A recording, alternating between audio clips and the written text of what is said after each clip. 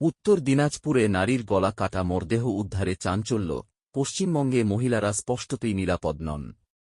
এই ভিডিওতে আমরা উত্তর দিনাজপুরের আরেকটি ভীতিকর ঘটনার রিপোর্ট করছি। উত্তর দিনাজপুর জেলার ডালখোলা থানার সুধানী নদীর তীরে এক নারীর গলা কাটা মরদেহ উদ্ধার করা হয়েছে। শুক্রবার দুপুরে বাড়ি থেকে বেরিয়ে নিখোঁজ হন তিনি, পরদিন শনিবার তাঁর মরদেহ পাওয়া যায় নদীর তীরে। পুলিশের প্রাথমিক তদন্তে জানা যায়, মৃতার গলা ও শরীরে একাধিক আঘাতের চিহ্ন রয়েছে, যা ধর্ষণ ও হত্যার সম্ভাবনা নির্দেশ করে।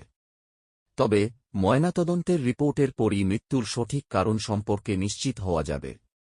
এই ঘটনায় স্থানীয় এলাকায় উত্তেজনা ছড়িয়েছে এবং পুলিশ তদন্ত শুরু করেছে। তবে এখনও পর্যন্ত কাউকে গ্রেপ্তার করা হয়নি। দিদির পশ্চিমবঙ্গে মহিলারা আর সম্মানিত নয়। একজন নারী হয়েও তিনি কখনো মহিলাদের নিরাপত্তা নিয়ে কোনো চিন্তা প্রদর্শন করেননি। বাংলা মায়ের মেয়েরা কি ভালো কিছু পাওয়ার যোগ্য নয়?